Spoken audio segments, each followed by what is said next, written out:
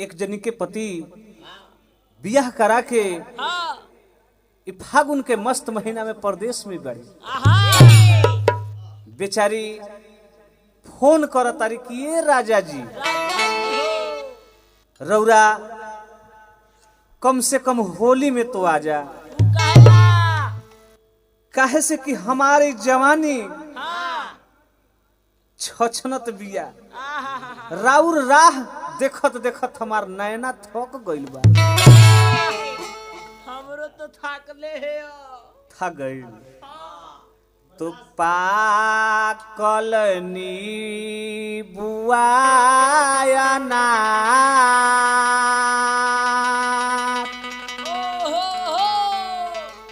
रहिया निहारता नैना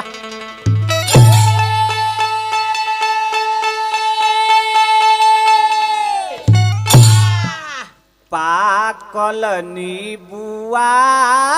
ना रहिया निहारता नैनावा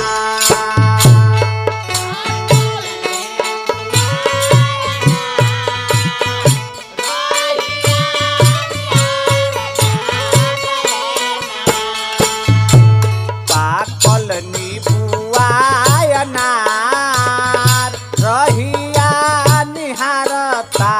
नैनावा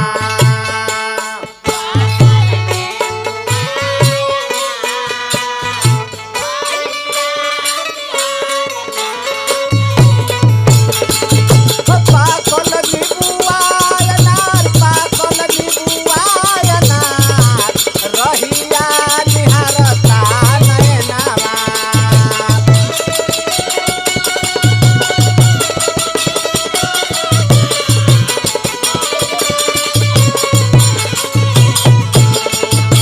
पाकल नीबुआया ना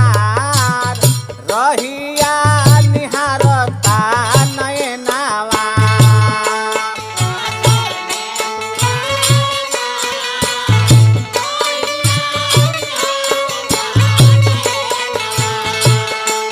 पाकल नीबुआया ना रहिया निहारता नैनावा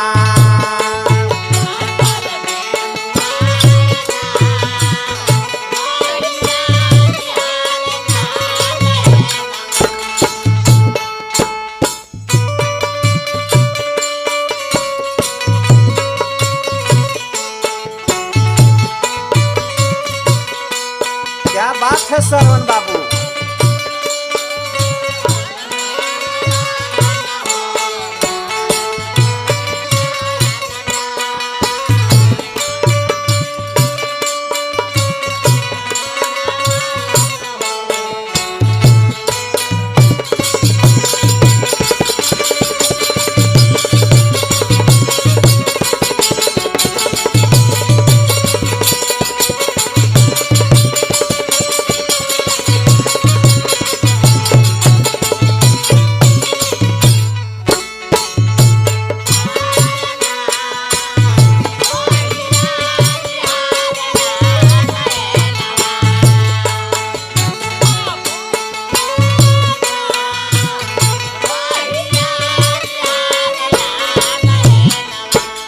संजय भैया हो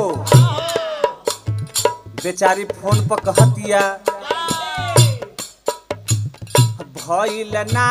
गवानावा हो सोचत बिया मानावा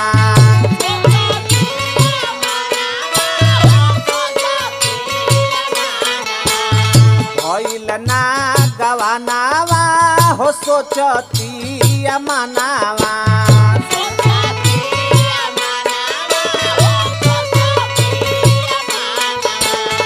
हे राजा जी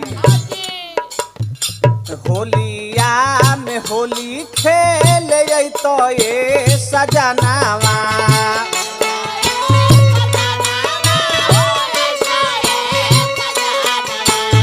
होलिया में होली खेल तो ये सजनावा, तहरा बिना होली हमर बेकार बा।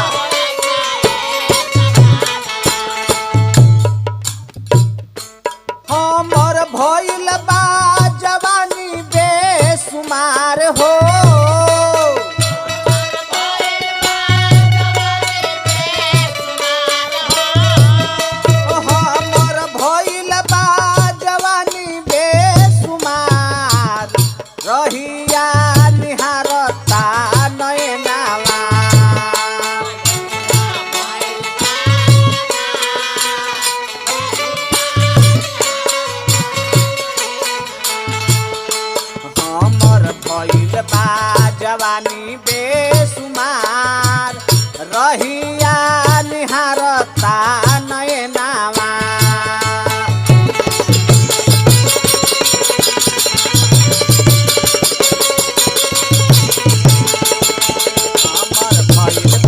जवानी बेसुमार रहिया निहारता नयनावा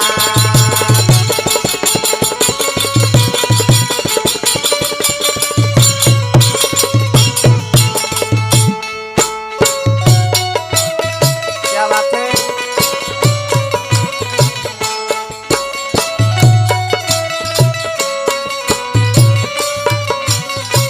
मानिए 225 रुपया के डॉक्टर बी के बाबू बहुत हमरा के दुलार प्यार आशीर्वाद दिले हजारों हजार रुपया के आशीर्वाद है।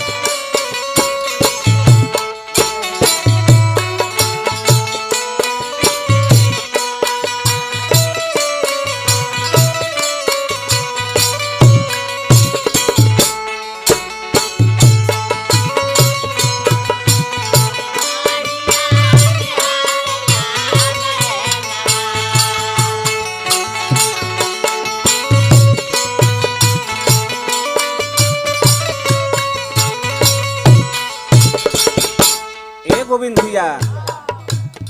रोज टेलीफोनावा से कहेली भतार के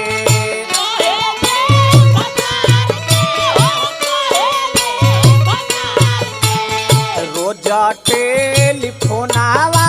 से कहेली भतार के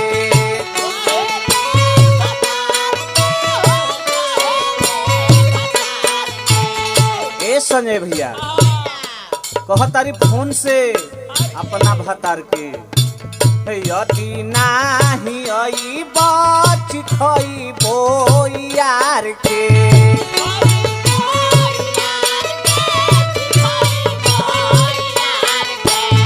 यदि नाही आई बचिखई बो यार के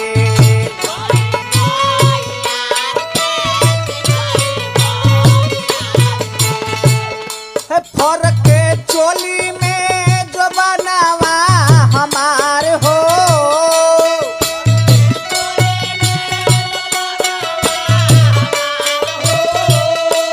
फरक के चोली में जो बनावा हमार रहिया निहारता नयनावा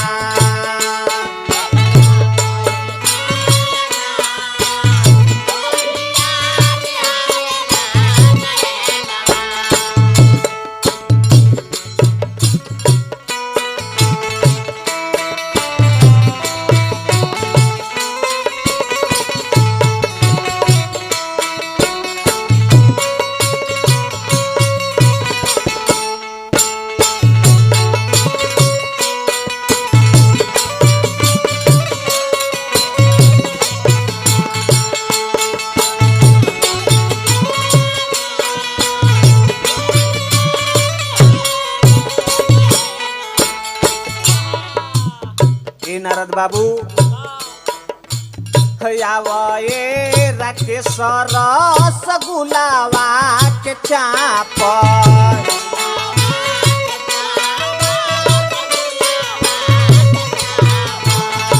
आवे राकेश रसगुलावा के चाप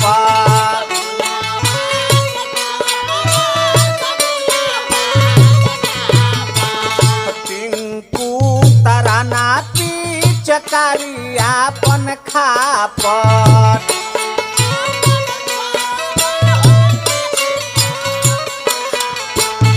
टिंकू तराना चकारी आपन खापट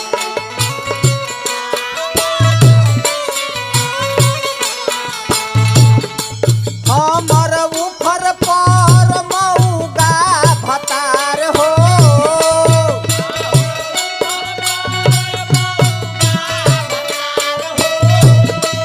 हमर ऊपर पर मऊगा